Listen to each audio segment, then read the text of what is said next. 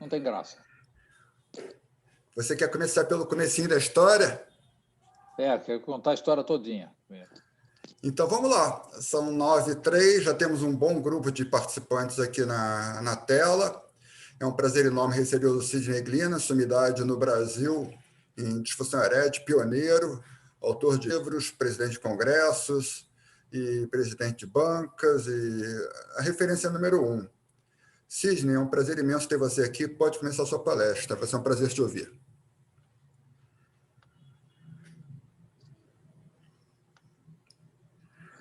Bom, primeiro, agradecer, Henrique, o convite. É um prazer encontrar os amigos. Eu acho que a gente teve uma história, todo mundo junto aí. Você continua usando o nitroprusiato ainda? Sim, sim. Então, o Henrique Está perfeito. é um dos pesquisadores aí. Esses são meus conflitos de interesse. Na realidade, a medicina sexual é como a gente começou a pensar. Esse conceito foi proposto por esse indivíduo aí, o Ivan Bloch, em 1907, né? E ele desenhou uma ciência sexual ou sexologia para tratar dos problemas sexuais. Então, isso lá no começo do século XIX, né? Em 1908, surgiu a primeira revista dedicada à ciência sexual, pelo Magnus Hirschfeld, né? Em 1913, foi fundada a primeira sociedade de sexologia, que chamava Sociedade Médica para Sexologia e Eugenia, né? Um tempo que hoje ela não conseguiria ser fundada por causa da eugenia. E o Ivan Bloch, o Magnus Hirschfeld e o Albert Eulenburg, todos alemães, fundaram essa sociedade. Em 1991, teve o primeiro congresso de sexologia no mundo, né? Também organizado pelo Magnus Hirschfeld. E essa é a primeira revista, né, dedicada à sexologia. A capa da revista também é alemão, não dá para a gente entender.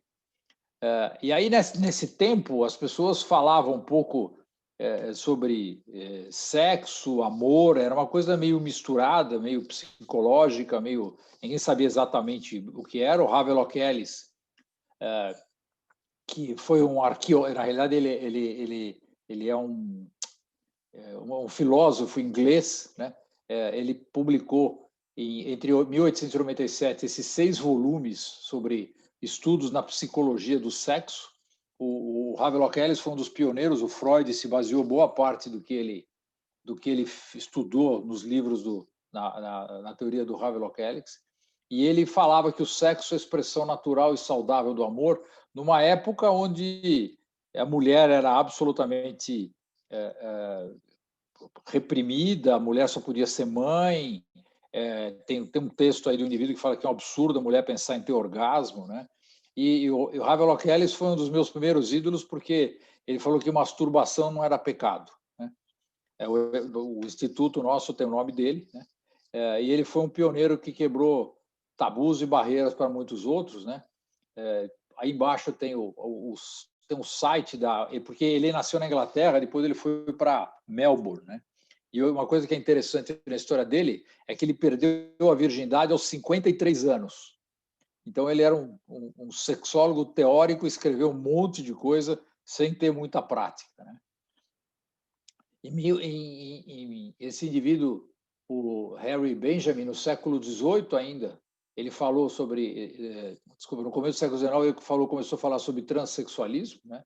E o Kinsey fez os 2 primeiros inquéritos americanos sobre epidemiologia das disfunções sexuais, o do homem no 48, da mulher em 53.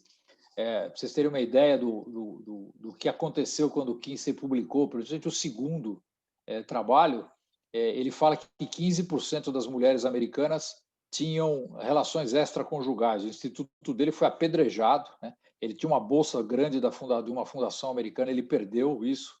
E quando teve o filme dele, há uns anos atrás, de novo na Califórnia, teve toda uma manifestação contra o Kinsey, mas o Kinsey fez o primeiro interrogatório sobre função sexual. E já naquela época, esse é o desenho do trabalho original do Conte, já se começava a tentar entender a fisiologia da ereção. Durante muito tempo, prevaleceu a ideia do Conte, não sei se os mais velhos aí devem lembrar, na nossa época a gente ainda falava disso, que as artérias tinham posters que se fechavam e se abriam para ter ereção, né? Na realidade, hoje a gente sabe que eram artefatos pós-mortem, esses posters, eles não eram reais, né?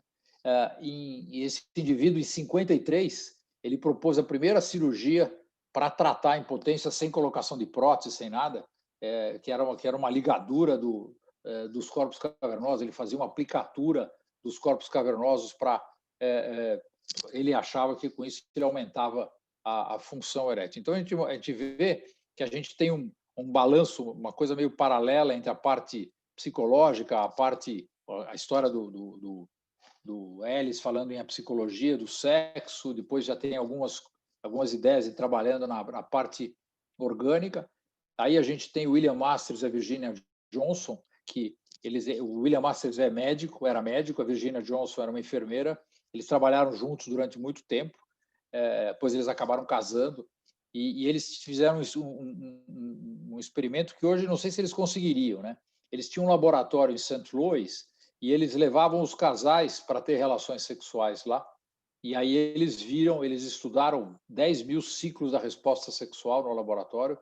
Eles delimitaram as 4 fases da resposta sexual humana, que é excitação, a libido, excitação, a resolução e depois a fase de inércia. Eles mostraram que não havia um determinismo na idade como uma limitação para a atividade sexual, e eles descreveram a primeira psicoterapia breve com o casal. Acho que o Luiz Otávio não estava nesse congresso em 1988, acho que não, né? Em Boston.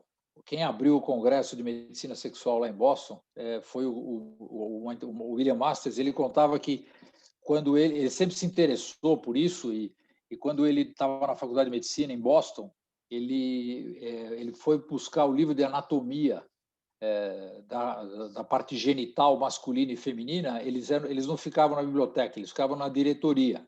E você precisava ir lá assinar um papel e você já era considerado meio pervertido quando você ia estudar essas coisas. E o William Johnson, o Master e Johnson fundaram um instituto importante que até existe até hoje nos Estados Unidos e foram bastante importantes nessa atividade, no entendimento da atividade sexual, né?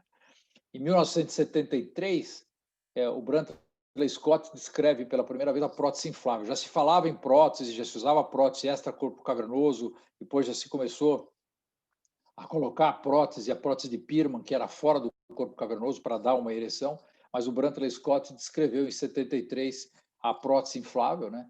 E foi um ano muito rico, porque nesse ano o Václav Michal, na Tchecoslováquia, na época, ele descreveu a primeira anastomose. Ele fez uma anastomose entre a artéria epigástrica com o corpo cavernoso. Ele estava tratando um paciente com síndrome de Lerich, e aí foi aí que a cirurgia vascular começou a entrar na área da disfunção erétil, que foi o que deu grande desenvolvimento para nós médicos, né, nessa área.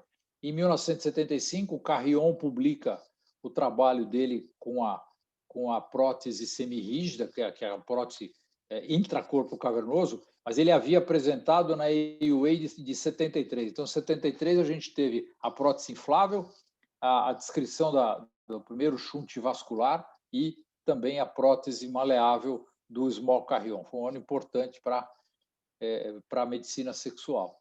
Em 1975, a Organização Mundial da Saúde solta uma resolução dizendo que os problemas da sexualidade humana eram piores e mais importantes para o bem-estar e para a saúde dos indivíduos em muitas culturas do que tinha sido previamente reconhecido, mostrando que as disfunções sexuais causavam alteração da qualidade dos indivíduos. Em 1980, aí já por causa dos trabalhos do Michal, se teve o primeiro Congresso Mundial de Revascularização dos Corpos Cavernosos de Impotência, que foi aí que nasceu a ideia de se fundar a International Society of Sexual Medicine, que começou como ISIR, depois passou a IC e ICIR, que o Luiz Otávio e eu tivemos a honra de presidir durante alguns anos. Em 1982, no Congresso de Paris, ela foi fundada oficialmente, e o Zorniotti foi o primeiro presidente dessa sociedade. E aí, em 1982, o Virag, no Lancet, uma carta ao Lancet, ele fala da experiência dele usando a papaverina. Ele estava, essa história ele me contou pessoalmente. Nós jantamos junto uma vez em Paris. Aqui nós estávamos em Cartagena nessa foto, e ele me contou que ele estava fazendo uma revascularização da artéria cavernosa para o corpo cavernoso, como o Michal tinha descrito, e ele injetou papaverina, não sei como é que foi essa injeção, sem querer no corpo cavernoso do paciente, o paciente teve uma ereção. Então, aí ele começou a estudar a papaverina. E em 1983, um ano depois, o Brindley publica esse trabalho, que é o bloqueio alfa cavernoso, o bloqueio alfa do corpo cavernoso, que era uma outra técnica. Ele usava a fenoxibenzamina para dar ereção, né?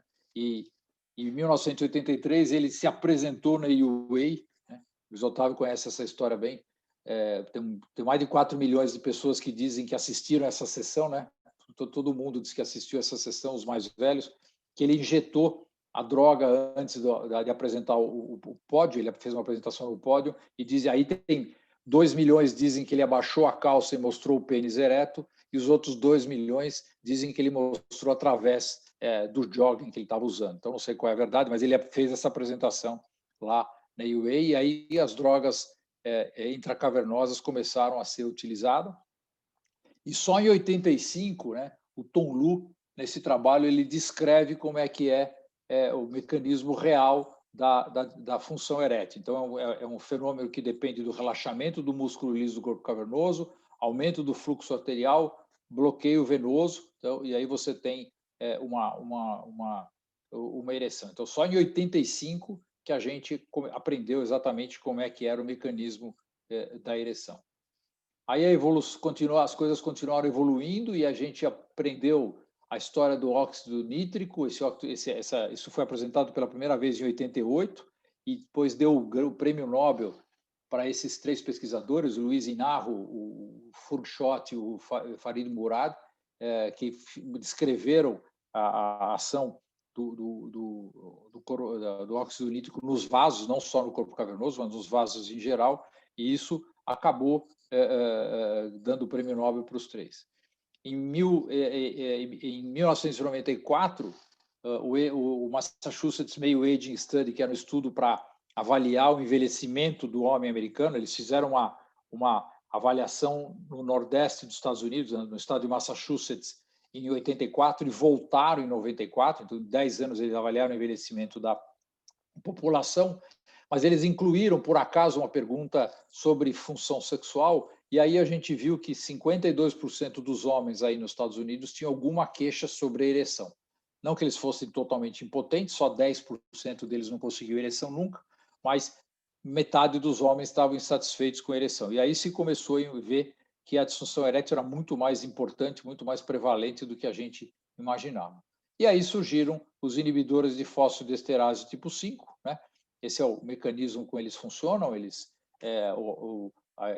agem bloqueando a degradação do GMP cíclico, e esse foi a grande descoberta, talvez, do século XX na nossa área. Em 1996, quando a Pfizer apresentou o trabalho dela na UA, foi lá em San Diego, foi San Antônio, isso foi em San Antônio. Havia a CNN, a NBC, as 3 americanas, a ABC, todas elas transmitiram ao vivo. E aí eu me lembro que eu falei, pô, um remédio desse vai ser tão importante assim, né? E depois surgiu o Viagra. E aí apareceram as outras medicações, sildenafila, que é o Viagra, tadalafila e a vardenafila, né?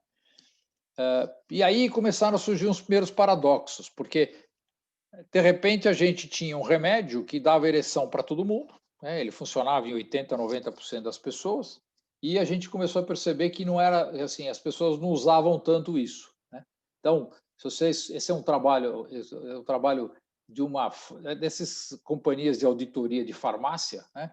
Então eles viram que naquela época, o trabalho foi publicado em 2003, a gente tinha mais ou menos 180 milhões de homens entre 35 e 74 anos, tínhamos mais ou menos 70 milhões de homens com disfunção erétil, tínhamos, isso no mundo, 60 milhões de homens que tinham dinheiro, que poderiam comprar remédio, nós tínhamos mais uns 40 milhões que queriam melhorar a ereção, e aí caía para 5 a 10 milhões que falaram com o médico, metade usaram o Viagra e menos da metade continuavam usando a medicação, né?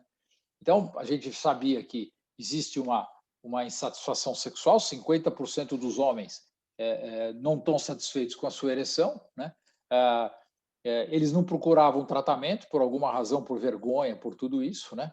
E aí veio que a história que esse é um trabalho do John Mulhall, dizendo que era o paradoxo do tratamento da disfunção erétil. A gente tem um número grande de homens, a gente tem um remédio absolutamente seguro, um remédio eficaz, né? Mas a grande maioria dos homens desistem da terapia, né? E provavelmente por falta de educação do paciente, barreiras psicossociais, segmento inadequado do paciente e talvez a indicação errada da medicação para esses pacientes, né? E aí tem o motivo do título da aula que o Henrique perguntou, né? Se a gente for olhar a literatura americana, europeia e até a propaganda do site do Boston, eles falam que 90% é orgânico, né? E eu sempre falo que 70% dos casos são psicogênicos, né? Isso saiu há uns anos atrás que eu dei uma entrevista. Isso um paciente me mandou essas duas coisas, falou assim, como é que eu explicava essa discrepância de ideias, né? Então, aqui vou mostrar para vocês, isso é nos tratamentos que nós fizemos no HLs, né? Entre 91 e 97. 97 foi antes do lançamento do Viagra. O Viagra saiu em fevereiro de 98 dos Estados Unidos, em junho de 98 no Brasil. Vocês olharem aqui, eram pacientes que eram avaliados naquela época a gente fazia cavernosometria, fazia Doppler, fazia avaliação psicológica, fazia dosagem hormonal e, quando precisava, a gente fazia uma eletromiografia para avaliar a parte neurológica. A gente vê metade dos pacientes iam para psicoterapia e mais uns 10 a 15% faziam psicoterapia mais injeção, que era o que a gente não tinha remédio oral, tinha 5% que fazia tratamento hormonal, cirurgia vascular, naquela época já estava caindo de moda, a gente fazia em 3% dos pacientes, autoinjeção em 20% dos pacientes, e prótese peniana em 17% dos pacientes. Estou mostrando que, quando você faz uma avaliação grande, pelo menos 60%, 70% dos pacientes têm problemas de origem emocional, né? E esses são os tratamentos que a gente fez entre 2000 e 2001. Essa era a época onde você tinha o Viagra no mercado, mas ele precisava de receita. Então, era fácil a gente controlar os tratamentos dos pacientes. Então, eles tinham que voltar no consultório para pegar a receita. E a gente tinha 20% de psicoterapia exclusiva, 30% de tratamento oral, mais 35% de psicoterapia mais tratamento oral. A autoinjeção caiu bastante naquela primeira época, tratamento hormonal também abaixo de 5%, já não fazíamos mais cirurgia vascular, a gente tinha aprendido que não funcionava, e a prótese naquela época caiu para mais ou menos 6%. Estou mostrando que, quando se avalia, mesmo com a medicação, um grande número de pacientes ainda tem problemas emocionais. E por que tem essa discrepância da literatura para o que a gente fala? Primeiro que a literatura confunde fator de risco com causa, né? Então, a gente sabe quais são os fatores de risco, né? Então, a gente sabe que o envelhecimento é um fator de risco, doenças crônicas pode ser um fator de risco, hipertensão, diabetes, depressão, doença cardiovascular, o uso de medicamentos, fumar, beber muito, Luiz Otávio, tá, cuidado. Fumar, você não fuma mais. Estresse, tudo isso pode atrapalhar, né? Aqui tem esse slide do Gerson, os fatores de risco psicogênicos, né? Você pode ter abusos, perdas parentais, complexo pênis pequeno, complexo de castração, mãe fálica, o indivíduo que tem muita ansiedade e assim por diante. Mas isso é fator de risco, né? Então, diabetes não é igual a neuropatia. A neuropatia diabética dá disfunção erétil. O diabetes não obrigatoriamente acaba numa neuropatia autonômica. O tabagismo não é igual à estenose da artéria peniana. Então, o fato do indivíduo fumar não quer dizer que ele tem um problema orgânico, ele pode até ter. A depressão não é igual a disfunção erétil psicogênica e síndrome metabólica não é igual ao hipogonadismo. Eles são fatores de risco. Então, quando a gente vê os trabalhos americanos, eu hoje fiz uma revisão por uma outra coisa, assim, paciente com diabetes e disfunção erétil. Ele pode muito bem ter um problema emocional, não necessariamente tem uma neuropatia autonômica, né? As causas da disfunção erétil, a gente sabe que elas podem ser psicológicas, orgânicas e mistas, né? Boa parte é mistas. As causas psicogênicas, elas estão relacionadas primeiro, à ansiedade, né? O estímulo adrenérgico impede ou dificulta o relaxamento do músculo liso, e o bloqueio da percepção do estímulo sexual, o indivíduo que perde o desejo reacional. E a gente tem basicamente 5 causas orgânicas. A gente tem causas hormonais, vasculares, neurogênicas, medicamentosas e causa mecânica, que é a curvatura da doença de Peyronie, né? E um dos problemas que a gente vê é que muita gente dá o diagnóstico uma propedêutica muito ruim, muito falha, né? Então, primeira, consultas rápidas, em 7 minutos, 8 minutos, que é o tempo que demora uma consulta de convênio, não dá para você conversar muito bem com o seu paciente. Nós temos exames inadequados, tem poucos exames que dão a causa da disfunção erétil e interpretação inadequada dos resultados, né? Então, na propedêutica do paciente com disfunção erétil, você precisa ter tempo, né? Você precisa identificar a disfunção. Tem paciente que confunde disfunção erétil com ejaculação precoce, o tempo da disfunção, identificar a situação onde ocorre ereção normal, masturbação, ereção matinal. Isso todos vocês sabem, a gente não tem que ficar repetindo, né? A disfunção erétil psicogênica começa rapidamente, a orgânica tem um início mais gradual, então isso também é uma coisa que todos vocês conhecem, né? E qual que seria o ideal, né, para eu fazer uma distinção entre um problema orgânico e um problema psicológico? O ideal era o paciente ir lá e eu falasse, tem uma ereção. Se ele tivesse uma ereção, ele não teria nenhum problema orgânico. Então, o problema é que isso a gente não consegue fazer. Então, se a gente tivesse a ereção espontânea, a gente poderia ter certeza que tem uma integridade orgânica. E a gente usa a ereção fármaco induzida, né, que na realidade ela mostra mais a integridade vascular, não mostra outras coisas, para isso, né? Nós, durante muito tempo lá no HL, usamos a ereção estimulada por vídeo ou por hipnose. O Oswaldinho, que trabalhava com a gente, trabalhava com hipnose, mas a gente viu que, primeiro, quando você dá uma ordem sexual para um paciente em estado de hipnose, ele resiste, ele não faz. Então, você não vai conseguir estuprar ninguém hipnotizado, porque ele resiste, ele acorda rapidamente. E o vídeo erótico também. Você tem uma situação constrangedora, tem gente que se sente ofendido com o vídeo, tem gente que gosta de outros vídeos, né? Mas se você conseguisse isso, você poderia mostrar que tem integridade orgânica. E aí a gente usa a ereção fármaco-induzida. Você usa várias medicações, né?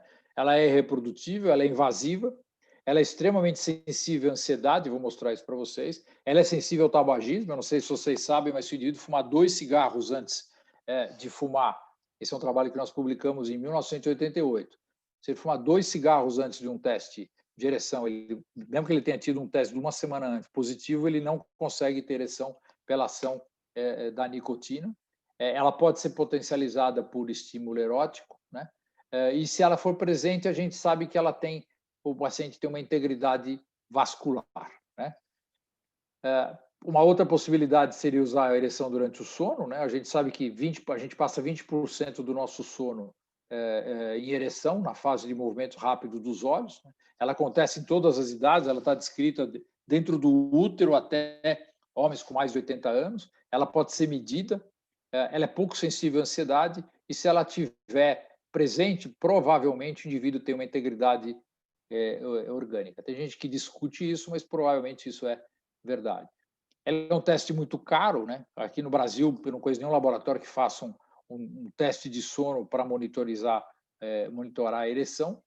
Nos Estados Unidos, ele é reservado para uso legal, né? Então, porque você sabe, se o paciente tem uma fase de movimento rápido dos olhos e não tem ereção, é porque ele tem um problema orgânico. Se ele tiver a fase de movimento rápido dos olhos, tiver ereção, está tudo bem. E se ele não tiver a fase de movimentos rápidos dos olhos e não tiver ereção, o teste não está correto. Você precisa repetir no outro dia. Apareceu o Rigiscan, que a gente usou bastante isso, que era uma maneira de você fazer isso em casa, né? Era mais barato, ele tem um problema que você não controla o sono do paciente, então ele não teve ereção, mas se ele não teve movimento rápido dos olhos, ele não vai ter ereção mesmo. Tem paciente que não consegue dormir com o aparelho, né? Então esse é um grande problema. Esse é o Rigiscan. Vocês veem que isso é velho para burro, porque a gente usava disquete, né? E aqui tem as duas argolinhas, a gente punha uma na ponta, outra na base, e ele fazia o registro da ereção dos pacientes. Então, a gente acaba não tendo um método efetivo para comprovar isso. E a gente usa a ereção fármaco-induzida e o duplex Scan. Como eu falei para vocês, ela é sensível à ansiedade e ao tabagismo. E esse trabalho que foi publicado há 2 anos atrás é muito interessante. Eles pegaram 153 pacientes e fizeram o duplex Scan depois de injeção intracavernosa, que eram repetidos até 3 vezes. No grupo 2, eles fizeram o duplex Scan após a injeção, antes e depois que os indivíduos fizeram terapia sexual, né? E aí vocês veem aqui que quando eles repetem a injeção, então vocês veem os números aqui, na primeira injeção, a velocidade de pico sistólico que veio a parte arterial era 42, depois da segunda injeção foi para 54, depois da terceira foi para 66. Todas estão normais, mas vocês veem que tem um incremento quando você dá mais injeção. O índice de resistividade foi de 70, 89 e 92, mas o mais impressionante é isso aqui. A velocidade de pico diastólico que as pessoas usam para dar o diagnóstico de disfunção veno-oclusiva foi 11 depois da primeira injeção, normal é até 5, 5 na segunda e 1 na terceira. Por que acontece isso? Porque a gente dá a droga para ter um relaxamento da musculatura lisa do corpo cavernoso. E a gente não tem como controlar isso. Se você der a droga, o paciente está muito ansioso, às vezes ele não consegue ter esse relaxamento completo. E aí você pode ter um falso positivo do exame. No grupo 2, que eram pacientes antes e depois da terapia sexual, vocês veem aqui, era 44 antes, 67 depois, 72 antes, 93 depois, de novo aqui, 12 antes da terapia e 1 depois. Então, muitos pacientes aqui teriam sido diagnosticados como tendo uma disfunção veno-oclusiva, um problema orgânico, quando na realidade é um problema só de ansiedade ou de falta de relaxamento do corpo cavernoso. E todas essas diferenças são estatisticamente significantes, né? Uma outra coisa que é importante, hoje em dia, se você for num consultório de um urologista, disser que você tem disfunção erétil e a tua testosterona for 290, você vai ganhar testosterona. E esse é um trabalho de um amigo do Luiz Otávio, do André Guay. Ele pegou homens que tinham, ele dosou a testosterona desses homens, o normal para esse laboratório era de 11 a 35. Ele viu que quando a testosterona estava entre 8,1 e 10,6, relativamente baixo, 20% abaixo, 75 a 95% deles tinham ereção durante a atividade sexual. Entre 7,4 e 8,1, 40 a 50% deles tinham atividade sexual. Abaixo de 7,4, que seria mais ou menos 150 para a gente, só nenhum paciente. Então, para você não ter ereção por causa da testosterona, a sua testosterona precisa estar muito baixa. Desculpa. Faltou um slide. E tem um trabalho, faltou slide, desculpa. E tem um trabalho europeu, esqueci o nome do autor, ele mostra que a última coisa que desaparece, a primeira coisa que desaparece quando a testosterona vai abaixando é o libido, né? A concentração, a falta de memória, e a última coisa que desaparece é a ereção. Então, a gente precisa tomar um pouco de cuidado quando a gente dosa testosterona, o paciente tem uma testosterona borderline, atribuir o problema de ereção à testosterona. Se ele tiver baixa de desejo, tem outras coisas, tudo bem. Mas só problema de ereção não vai ser causado por essa baixa de ereção. Esse é um desenho da fisiologia da ereção que vocês também conhecem. A primeira coisa que acontece quando o indivíduo tem o estímulo sexual é o relaxamento da musculatura lisa. Do estado flácido, o sangue vem pela artéria cavernosa, esse é um corte do corpo cavernoso, né? Vem pela artéria cavernosa e sai pelas veias subalbugíneas e vão para a circulação. Quando a gente tem estímulo para ter ereção, a primeira coisa que acontece são o tecido muscular liso relaxa, as artérias começam a jogar mais sangue, aumenta o fluxo arterial, até que os vasos, as veias subalbugíneas são bloqueadas e aí a gente tem a ereção. Isso é um mecanismo normal da ereção. Então, o estado flácido, a gente tem a prevalência, predomina a contração do músculo. Na ereção, a gente predomina o relaxamento do músculo, né? Quem faz a contração do músculo é o sistema simpático e quem relaxa é o óxido nítrico e a prostaglandina E1, pelo menos o que a gente conhece até hoje, né? E isso aqui é um desenho do que acontece dentro da célula do músculo liso, né, do corpo cavernoso. O nervo produz óxido nítrico, o óxido nítrico entra no músculo, na célula muscular, ativa a guanililciclase transforma GTP em GMP cíclico, o GMP cíclico manda sair o cálcio da célula e você tem o relaxamento do músculo liso, né? Esse é o mecanismo da ereção, né?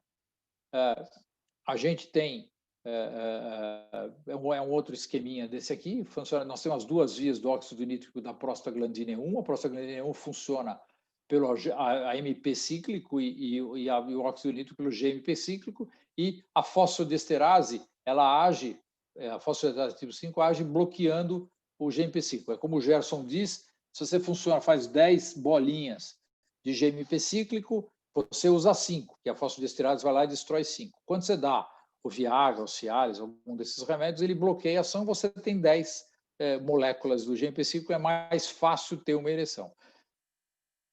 Então, para acontecer a ereção, a gente precisa ter o estímulo sexual, tem que ter liberação do neurotransmissor, o estímulo sexual tem que chegar no pênis pela via neurológica, tem liberação do neurotransmissor, relaxamento do músculo liso, aumento do fluxo arterial, o pênis aumenta de volume, bloqueia a drenagem venosa e você tem finalmente a ereção. Quando você usa o inibidor de fosfodiesterase tipo 5, ele não age, ele só age aqui, na facilidade do relaxamento sinusoidal. Então, os inibidores de fosfodiesterase tipo 5 só funcionam quando o indivíduo tem um pênis normal, né? Porque o que você vai fazer aqui? Você vai aumentar a quantidade de GMP ciclo, mas ele precisa continuar recebendo estímulo pela função neurogênica, ele precisa continuar tendo vaso bom, ele precisa continuar tendo um músculo bom para poder fazer a venoclusão. Então, quem toma remédio e o remédio funciona é porque provavelmente o pênis dele está normal. E a gente sabe que a grande maioria dos homens que respondem ao inibidor de fosfodiesterase tem função peniana normal, né? E essa é uma revisão do Arthur Burnett, e ele mostra que os inibidores de fosfodiesterase tipo 5 funcionam em até 65% dos homens com disfunção erétil. Então, provavelmente, a grande maioria desses homens tem uma função peniana normal. Eles podem ter fator de risco, podem ter alguma outra coisa, mas a função é normal, né? Então, na realidade, eu só quis mostrar para vocês que a gente precisa tomar um pouco de cuidado quando classifica em psicológico ou classifica em orgânico, né, sem fazer uma avaliação completa, né? Não adianta você dar um comprimido para o paciente sem conversar com ele, porque às vezes o paciente, o remédio não vai funcionar, apesar de ser um remédio absolutamente efetivo, né? E a gente precisa fazer uma avaliação um pouco melhor do paciente. E a gente precisa... E o que me preocupa um pouco os mais novos, principalmente lá na faculdade da ABC, eu brigo muitas vezes com eles, assim, doutor, ele tomou Viagra, não respondeu, eu dei uma injeção no corpo cavernoso dele, não respondeu, caso orgânico, vai para a prótese. Não é bem assim, eu acho que você precisa conversar mais com o paciente, entender um pouco melhor o caso do paciente, antes de taxá-lo como orgânico e ir para um tratamento com uma prótese, que é um tratamento definitivo, e muitas vezes a gente acaba tendo insucessos.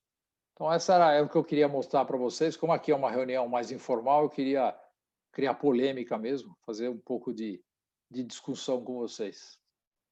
Tuas ordens aí para contestações.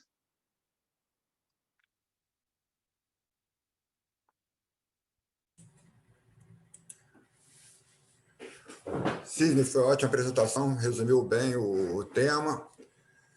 E eu acho que perguntas aqui não faltam para todo mundo fazer. Eu vou começar a fazer a minha primeira pergunta, eu vou abrir para todo mundo. O que você acha que falta para a gente ter 100% de sucesso no tratamento da disfunção erétil em todos os pacientes? Então, primeiro, a gente precisa tratar de acordo com a causa do paciente, né? Porque se você tiver um paciente que tem uma ansiedade muito grande, às vezes você pode dar um remédio para ele, não vai funcionar, você pode dar uma injeção e não vai funcionar também, né? Acho que a gente precisa adequar o tratamento ao que o paciente precisa, né?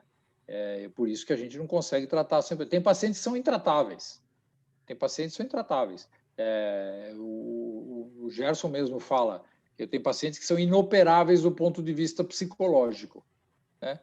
Tem jeito, esse paciente eventualmente você vai acabar numa autoinjeção ou até eventualmente numa prótese, mas e muitos pacientes não vai ficar satisfeito, mas eu acho que é muito difícil você atingir 60%. Hoje, os homens que tomam remédio tem três classes. Você tem os pacientes que a gente dá remédio, você tem os homens que tomam por insegurança e você tem os homens que tomam para dar uma turmiladinha, né? Aquele camarada que vai para uma balada ou vai para uma festa, vai para um motel, ele dá a primeira por ele, a segunda pelo remédio, né? Mas esse camarada tem uma função erétil normal, ele não vai usar todas as vezes, né? Então esses são os três tipos de tomadores de remédio. Sidney, sempre te falei isso. Quando eu tomava um Viagra, a primeira é minha, a segunda é do remédio. Eu não quis definir quem era o meu amigo, mas tudo bem. Eu abro o jogo.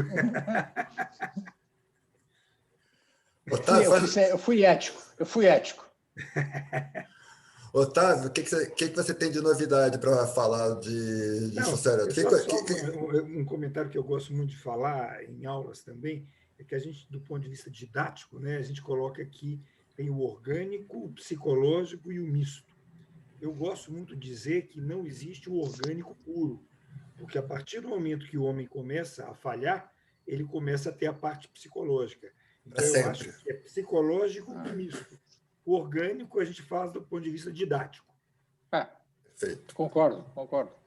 Talvez aquele paciente que fez uma prostatectomia radical e que está muito esclarecido e que esse camarada, às vezes, mas ele não aguenta, porque a gente manda ele esperar um ano, e um ano sem conseguir ter ereção, o camarada acaba alterando o emocional dele também.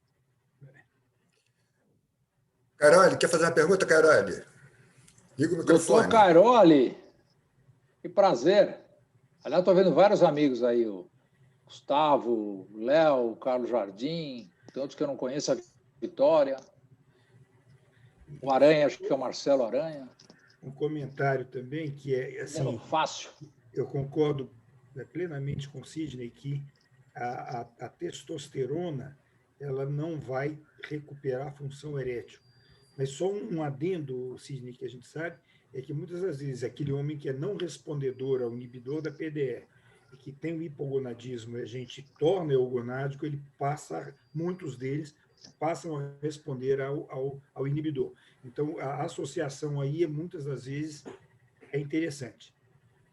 Não, concordo. Assim, eu falei do camarada que vai no consultório e ele não tem o hipogonadismo. Ele tem lá uma testosterona borderline, até porque ele pode estar ansioso, deprimido e tal. E aí a gente classifica como orgânico. E deixa eu falar, porque assim, eu tenho hoje, você mostrou muito bem que o Doppler arterial é um exame que deixa seria teoricamente o exame que a gente tem e que deixa muita dúvida. Eu, em Belo Horizonte, eu não tenho quem faça. É um grande problema, porque faz com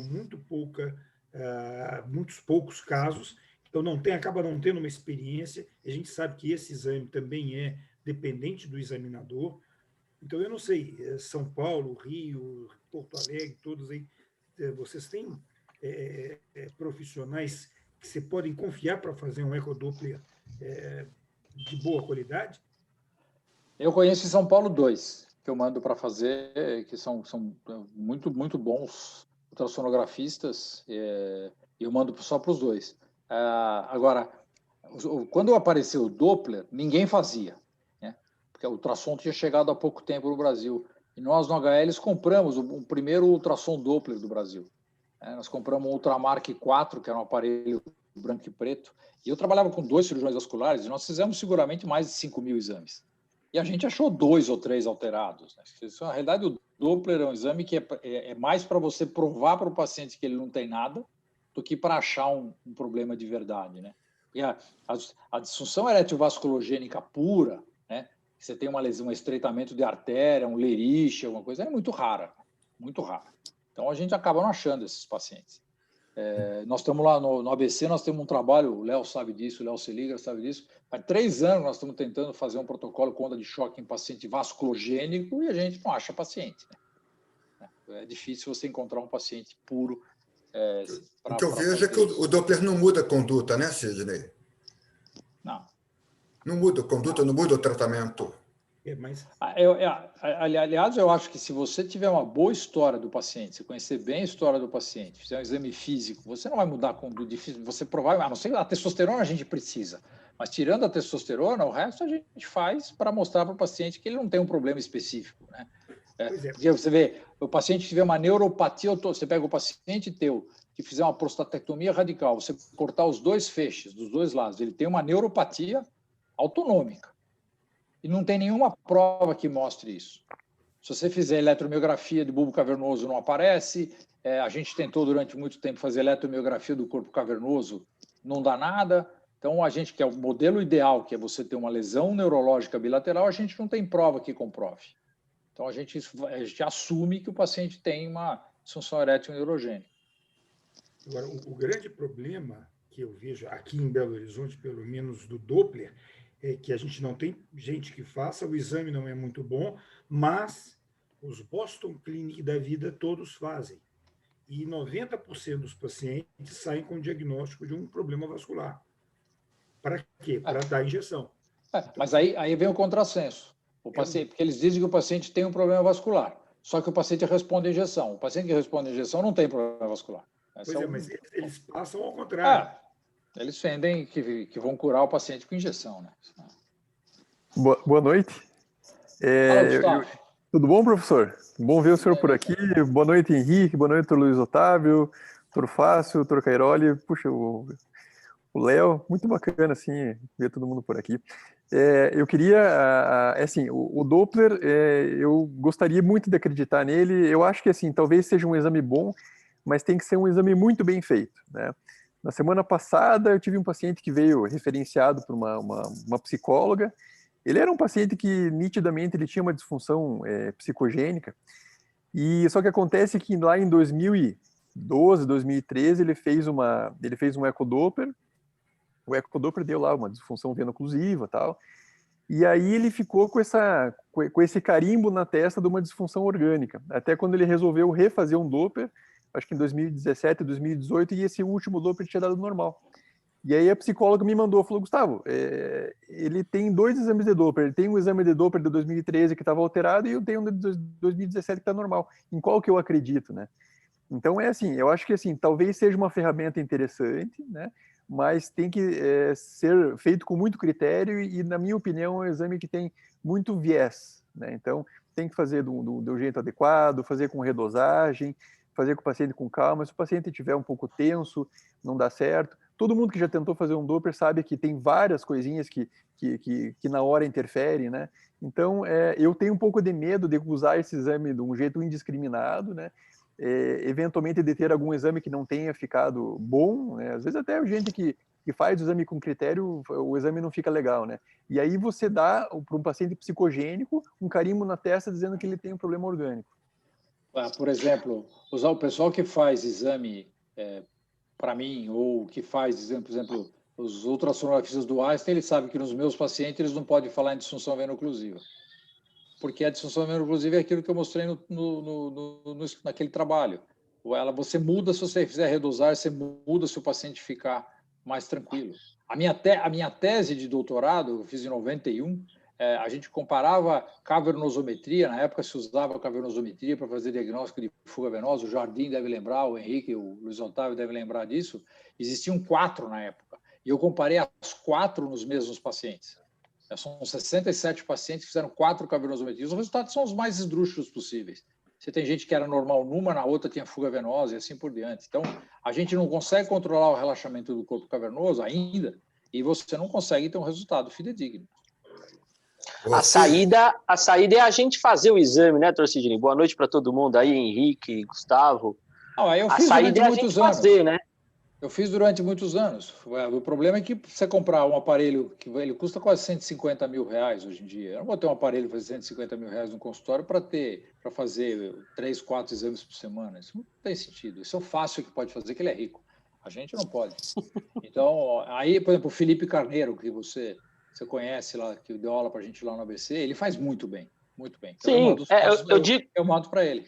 Eu digo isso porque eu fiz o curso com ele agora, lógico que é um curso que a gente não pode dizer que eu sou um ultrassonografista, mas a gente começa a entender um pouco melhor o exame e até uma pergunta que eu ia fazer para você. Ele usa um protocolo de dose e redose, que não é um protocolo, por exemplo, que você gosta de usar para tratamento de injeção, né? O Trimix não é uma medicação que você usa com frequência. O que você considera que isso pode fazer diferença na hora de fazer esse exame também, por exemplo? Não, eu acho que ele tenta dar...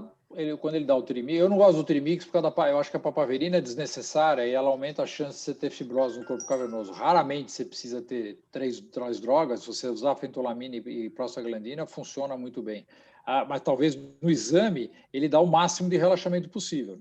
Então, a razão dele usar o Trimix é para tentar agir em toda a potência da medicação, né? Então, talvez aí seja razoável.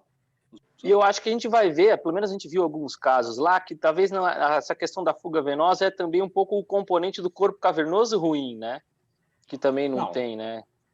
Não, se você tiver, eu não digo que não exista fuga venosa, até existe fuga venosa, todo mundo conhece. O paciente tem uma fibrose do corpo cavernoso, ele tem uma outra história, né? É um outro paciente. Mas não é aquela história que a gente via no passado de fazer ligadura de veia. A gente fazia ligadura de veia dorsal para tratar disfunção veno-oclusiva. Boa noite. Boa noite. Boa noite, Sidney. Boa noite. Tudo bem? Estão me ouvindo? Claro. Perfeitamente. Vocês têm visto com mais frequência no consultório, talvez até fruto da pandemia, homens que chegam ao consultório que outrora respondedores com inibidores de PDE5, faziam uso contínuo, somente de tadalafila 5 miligramas, que vem com história de que agora não estão mais respondendo e que não entende o problema da taquifilaxia e como lidar. Isso vocês acham que é realmente uma necessidade de mudar o uso das drogas, mudar alguma coisa, ou você acha que isso está dentro do contexto de todo o problema que está se vivendo nos dias de hoje? O que eu tenho visto é uma epidemia de falta de desejo, né? A epidemia de falta de desejo. As pessoas têm chegado, as pessoas estão deprimidas, né? Então, eu acho que isso acaba tendo esse componente. O camarada vai tomar remédio sem vontade, ou porque a mulher também não tem vontade, estou em casa o dia inteiro junto. Então, tem paciente que tinha namorada e não tem mais por causa da pandemia. Então, isso acaba, eu acho que isso acaba, nós estamos numa fase terrível, né?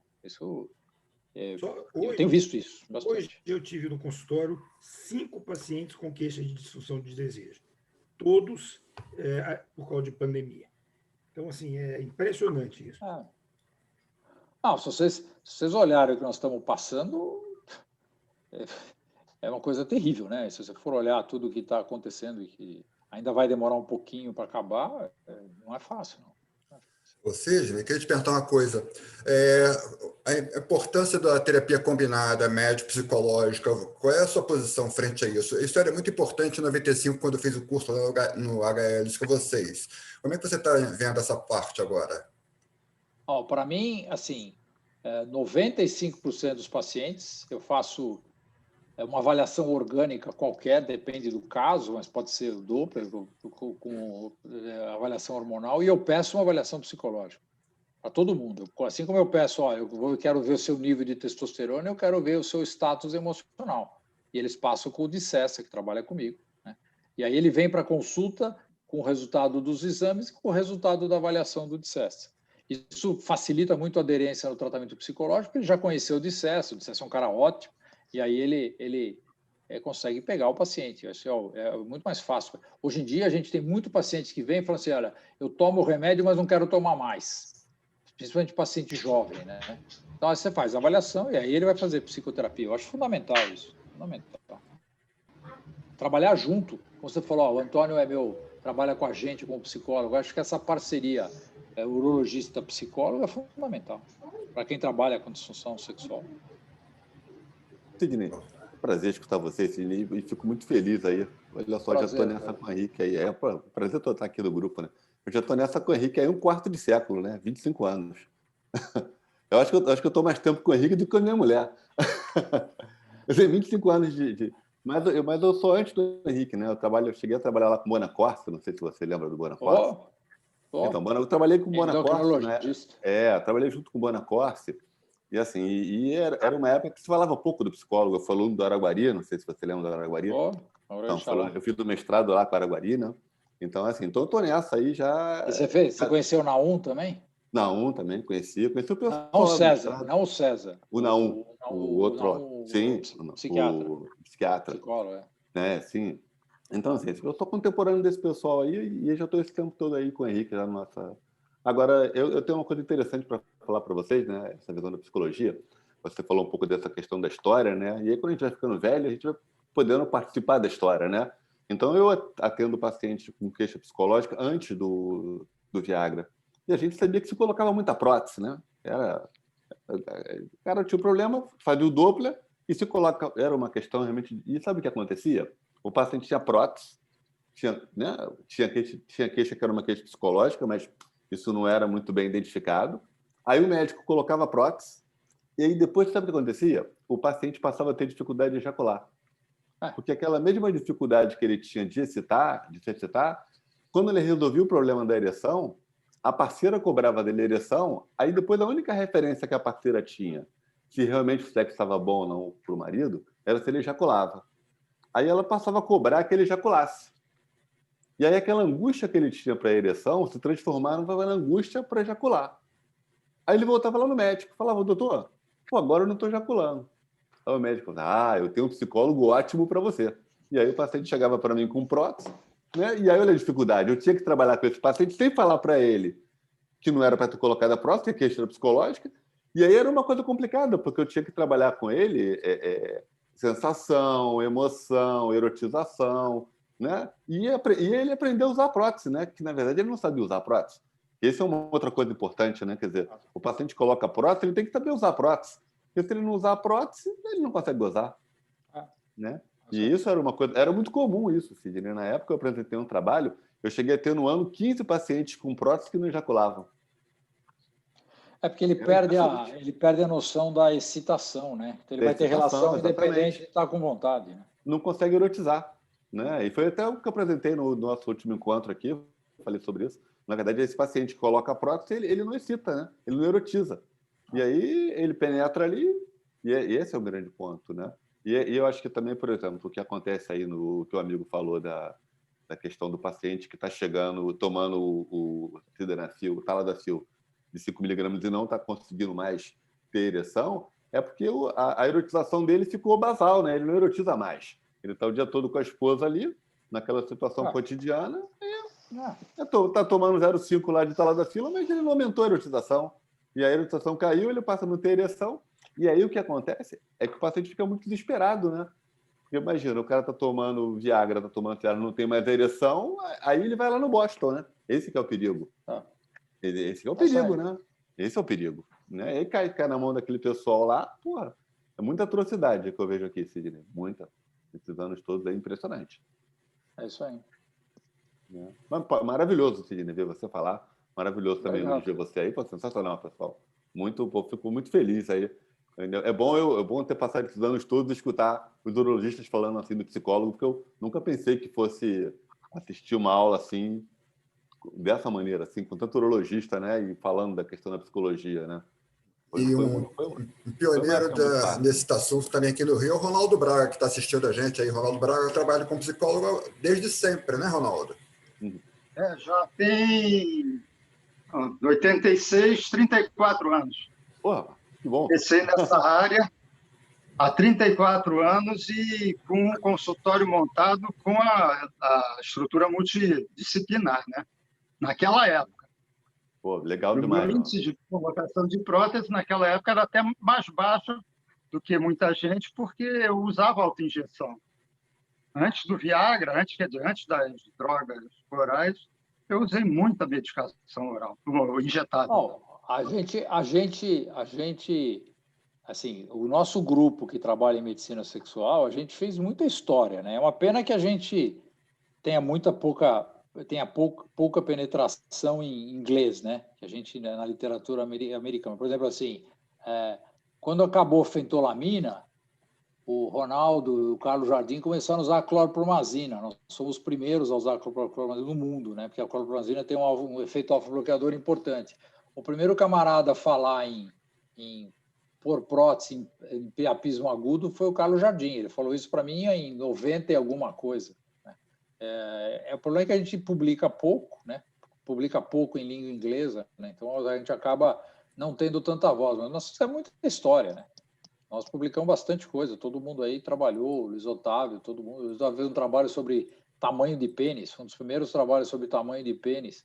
Também nunca publicou, ele só apresentou em congresso, mas enfim. Mas, Sidney, você sabe que eu apresento até hoje para os meus em aulas. Você lembra que eu fiz esse trabalho de tamanho de pênis? Você fez um no HLs, e nós fizemos uma tabela de percentil. Eu tenho até hoje, eu tenho esse slide até hoje. Nós também não publicamos, mas não. a gente tem um percentil de tamanho do pênis, comparando que você está com 50% a mais, e não publicamos também. Agora, me preocupa quando você fala que esse grupo de medicina sexual não tem penetração. Isso aí me preocupou muito quando você falou isso. Tem alguns tomam sildenafil, tadalafil, e até o problema às vezes é a ejaculação só. Mas não, mas de fato a gente fez. O HLs começou em 84 e nós tínhamos 2 cirurgiões vasculares, um urologista e um psiquiatra, e chegamos a ter 14 psicólogos trabalhando com a gente. E foi uma história grande. Eu voltei para o Brasil em 89 e comecei a trabalhar com Gerson Lopes em 91. Jardim, você ligou sua tela. Fala alguma coisa para a gente da história da disfunção erétil, você com Sidney. Garden, prazer. Está dormindo? Estou de pijama. Cadê? Como é que eu falo? Alô? Está falando. Está me vendo? Sim. Então, você não foi o primeiro cara que falou Você não foi a primeira pessoa a falar em prótese em priapismo? O Eduardo Berteiro quase me bateu, cara. Nós fazemos aquilo. Nós tínhamos uma prótese de Subrini que a gente usava, porque você sabe como evolui, né? Evolui muito mal aqueles casos de priapismo, anemia falciforme. E depois operar aquilo totalmente fibrosado era um absurdo, né? Aí nós começamos, naqueles casos piores, né, a colocar a prótese e Subrini. Esse negócio deu certo, porque depois a gente colocava a prótese e dava a cirurgia de coelho. A Subrini era uma prótese fininha, né? A Subrini era uma prótese fininha. Que a gente Rapaz, era praticamente silicone puro, né? Uma borracha de silicone. Ronaldo lembra disso. Dura na frente, macia atrás. Não sei se era assim, não. Aqui eu queria fazer 2 comentários. Primeiro, logicamente, para o Sidney, é uma honra muito grande ver o Sidney cada dia melhor. Eu cada vez acho que Sidney está usando algum medicamento disso aí. Cada dia o cara está mais novo. Segundo, testosterona. Dá os parabéns ao Antônio aí, porque ele está aguentando Henrique há 25 anos. Pô, mais de 25. Cara, vou te falar. Você... Parabéns, hein, Antônio? Vou te falar, hein? Você não merece. Não é mole, não. Os elogios. E vice-versa, né? Parabéns a vocês todos aí, tá ótimo. Eu sou fã de vocês todos, muito bom. E Luizinho, né? Ló Torres. Grande abraço, meu querido amigo Jardim. Garoto, muito bom te ouvir. Grande abraço, beijão forte no coração. Agora, como é que eu saio daqui? Puxa o fio da tomada e que você sai. Vou desligar o celular. Fazer a pergunta. Tem uma barrinha embaixo que você aperta, desliga o microfone. Chama o porteiro. Não tem nada aqui, chama o porteiro. Alô. Silenciar, não. Participante, não. Sim, fazer a pergunta para finalizar. Interromper vídeo, pronto. Vamos lá. O que você acha que vai ser o próximo grande passo no tratamento da disfunção erétil? Vai ser medicamentoso, vai ser cirúrgico, vai ser um tratamento tipo onda de choque mais moderno, ou alguma coisa? O que você acha que pode ser o grande boom do século XXI? Eu acho muito difícil aparecer alguma coisa, porque a gente tem remédios que são muito eficientes, seguros, né, e são muito baratos. Então, você não tem investimento hoje em pesquisa da indústria farmacêutica para achar. Por exemplo, nós temos uma medicação que é um ativador de guanilociclase, né? Lembra que eu mostrei lá a guanilociclase? É um remédio que podia ser combinado com os inibidores de fosfodiesterase tipo 5 e provavelmente tem um resultado melhor. É que esses remédios ficaram só para usar para hipertensão pulmonar, porque eles são muito caros, né? A indústria não vai investir mais nessa pesquisa, então vai ser muito difícil. A onda de choque é uma coisa que ela tem um potencial, mas o número de pacientes que pode se beneficiar é muito pequeno, então ela vai desaparecer com o tempo. Vai ficar a prótese, psicoterapia e os remédios. Acho que a gente não vai ter uma outra geração de médicos de medicina sexual que fazem pesquisa. Vai continuar o que a gente faz hoje em dia, ponto, eu acho. Okay. Só para complementar, se você conheceu, nós tivemos relacionamento com o Melman, terapia gênica. O negócio não vai para frente há 20 anos. Não, porque é muito caro a pesquisa. Para que você vai fazer uma pesquisa que vai gastar milhões de dólares se você não vai conseguir vender? Você já tem genérico de todos os medicamentos. Então, não vai ter. Não vai ter. Vira e mexe aparece uma outra molécula nova, mas não tem investimento. Os caras vão investir mais. Eles vão investir mais em disfunção sexual feminina, embora a disfunção sexual feminina ela é mais hormonal do que e psicológica do que vascular ou medicamentosa, mas eles vão investir nisso. Mas acho que na parte masculina, eu acho que vai ficar por aí. Não vai ter muita coisa, não. Cid, rapidinho, só um comentário aqui. Muito boa apresentação aí, parabéns para vocês. Obrigado. O ACP, você não indica a onda de choque, então, para disfunção erétil no momento? Eu não. Lá no ABC nós temos 2 protocolos, a gente faz lá para paciente pós-prostatectomia radical, paciente vasculogênico, mas ela tem um racional para paciente vasculogênico.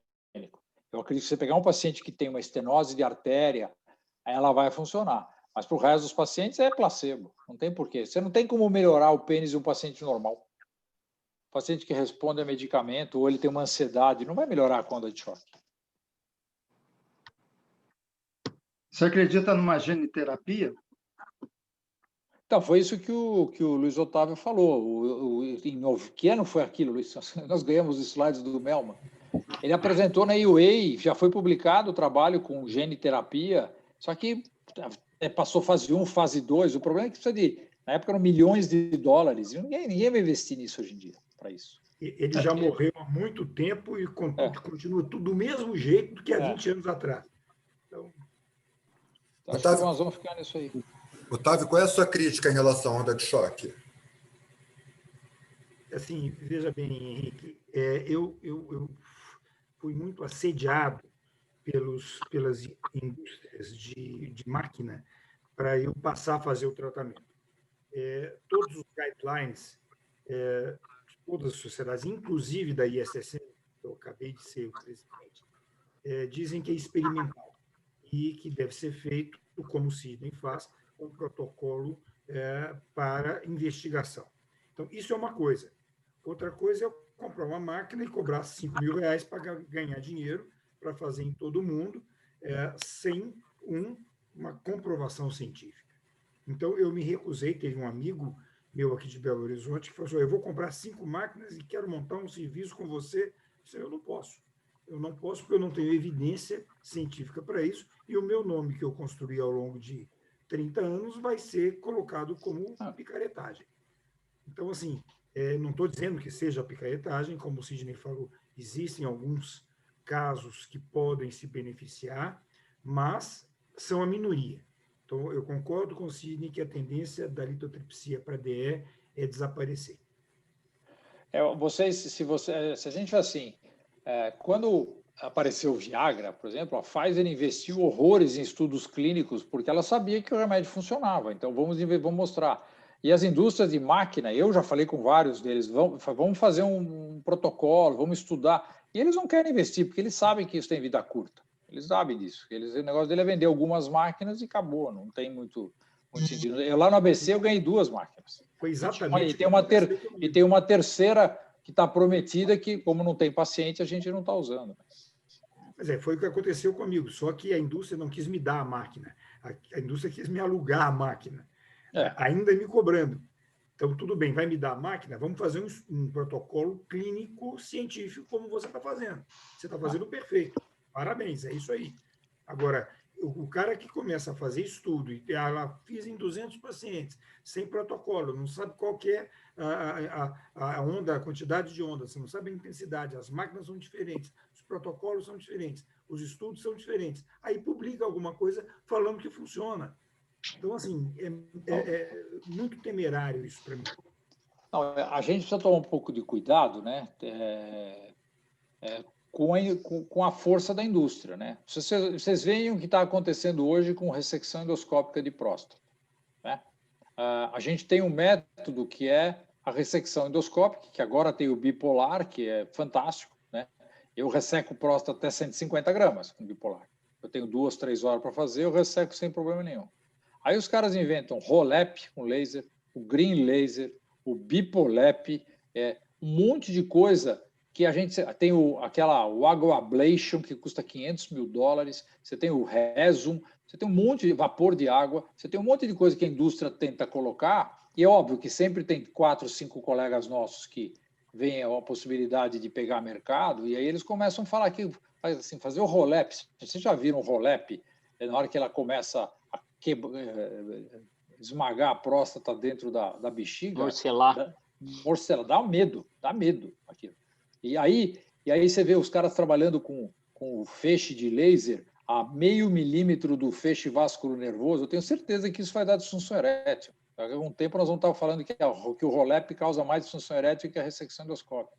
Então, a gente precisa tomar um cuidado com a força da indústria, e eles querem vender coisa, e aí tem gente que compra. Quem de vocês lembra do Prostaton? O Prostaton era uma máquina de ultrassom que esquentava a próstata, né? O Einstein comprou uma por $1 milhão. Ficou 6 meses usando, e depois agora deve ser usada, era de micro-ondas, não era ultrassom, era micro-ondas. E agora deve estar sendo usado para fazer ovo frito, porque não tem sentido. Tá bom. Gente, já está finalizando o horário que foi combinado com o Sidney. Alguém ainda quer fazer uma última pergunta antes de finalizar? Henrique. Maravilhoso. Obrigado. A última pergunta, assim, quando que nós vamos encontrar de novo pessoalmente? Puta, tá fazendo falta, hein? Muita saudade, hein? Fazendo falta. Vamos ver se no Japão, ano que vem, a gente consegue isso. Tomando pós-vacina, né? Ou na IUE, ou no Congresso Brasileiro, em Curitiba, né? A vacina do Dória?